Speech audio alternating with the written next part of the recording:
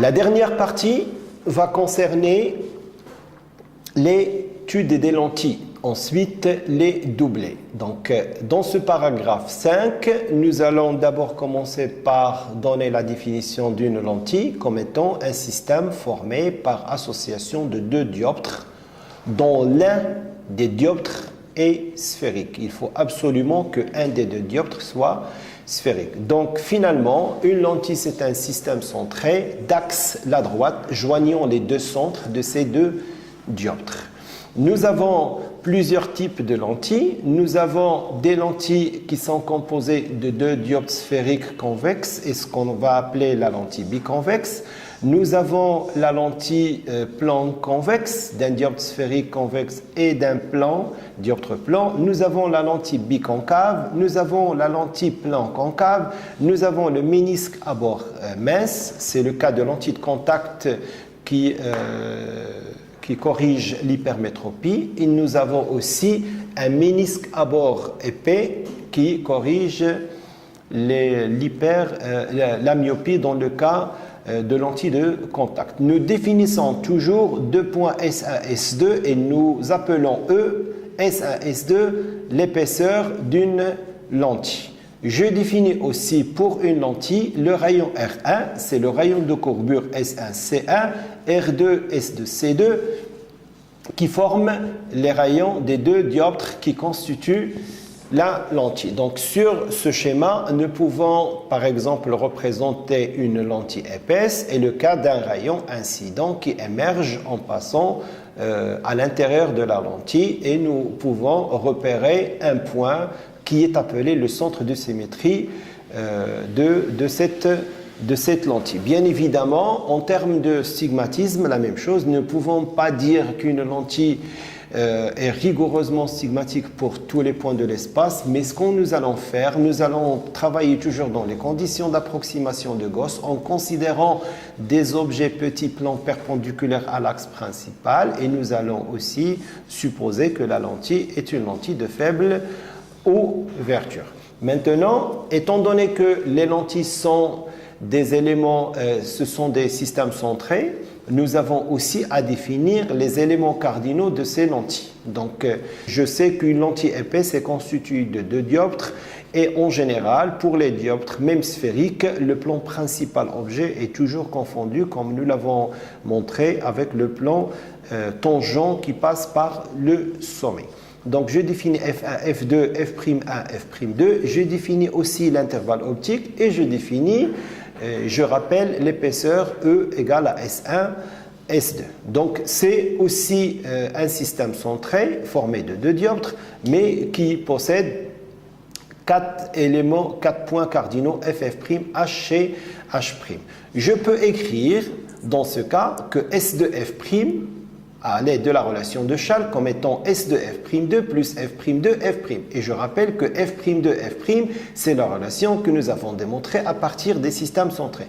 Je peux aussi écrire que S2H' égale à S2F' plus F'H', et je rappelle que F'H' c'est moins F' du système équivalent, comme ça a été rappelé dans l'association de systèmes centrés. Donc finalement, je peux écrire que S2F' égale à F'2 moins F'2 F2 sur delta, et je peux écrire que S2H' égale à F'2 moins F'2 F2 sur delta plus F'1 F2 sur delta. Même chose, S1F égale à S1F plus F1F qui est égal à F1, c'est la distance focale objet du système 1, du dioptre 1, plus F1 F'1 sur delta. Et je peux écrire que S1H est égal à F1 plus F1 F'2 sur delta moins F1 F2 sur delta.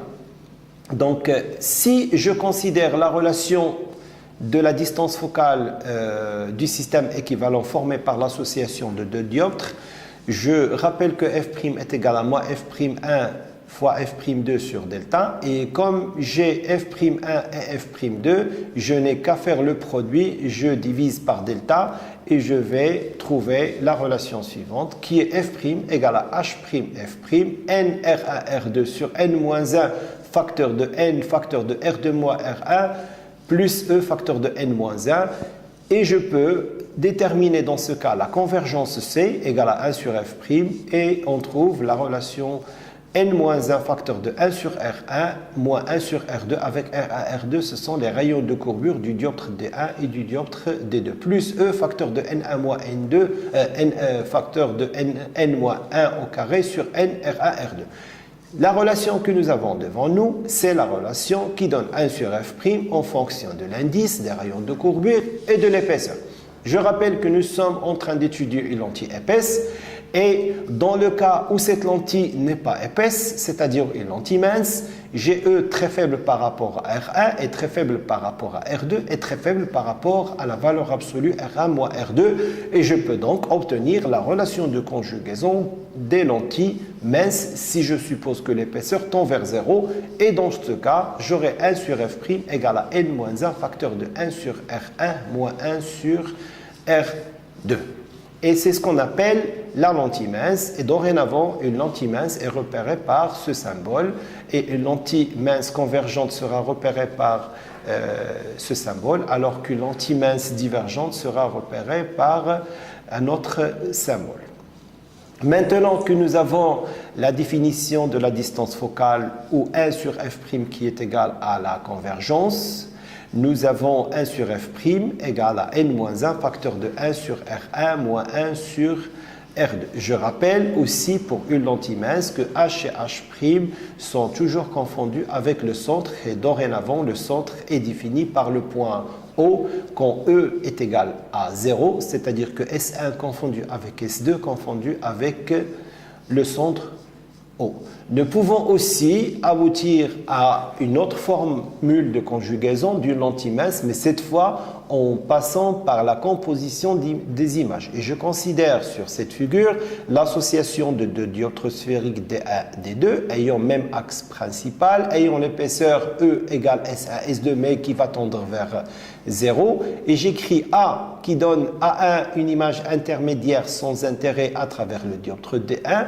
Et cette image A1 va donner une image A' à travers le dioptre D2. Je n'ai qu'à utiliser les relations de conjugaison du dioptre D1 et la relation de dioptre D2 pour aboutir à la fameuse relation que nous connaissons qui n'est autre que 1 sur F' égale à 1 sur OA' moins 1 sur OA que nous allons montrer dans quelques instants. Alors, j'utilise les relations de conjugaison des dioptres sphériques dans les conditions d'approximation de Gauss et j'utilise la relation des dioptres sphériques avec origine au sommet pour D1 et pour D2. Alors pour D1, j'ai la première relation 1 sur S1A moins N sur S1A1 égale à 1 moins N sur S1C et la deuxième relation pour D2, N sur S2A1 moins 1 sur S2A' égale à N moins 1 sur S2C2.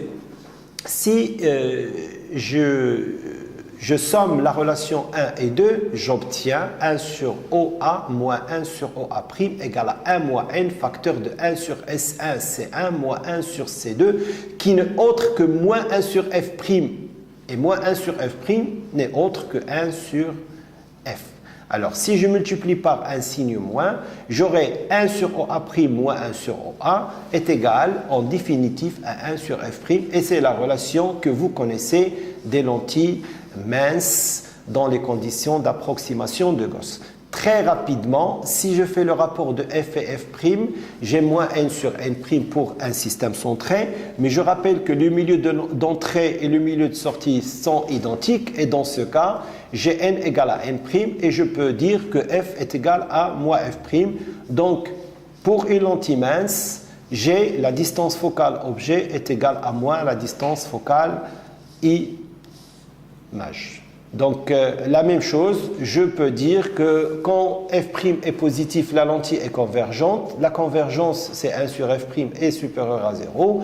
Quand C est inférieur à 0, F' est négatif et la lentille serait divergente. La même chose, j'ai aussi la relation de Newton FA, F'A' égale à moins F carré ou égale à moins F' carré. En termes de représentation, j'ai une lentille mince. Je considère un rayon qui arrive de l'infini, qui va émerger en passant par F'. Et le rayon qui passe, incident qui passe par F, va sortir parallèlement. Et pour une lentille divergente, le rayon incident va émerger mais ayant un retour par F', et le rayon qui passe par F va sortir parallèlement. Donc, dans le cas de la lentille mince, le point F et le point F' sont des points objet et image réels, et dans le cas de la lentille divergente, le point F' et le point F sont des points image et objet virtuels.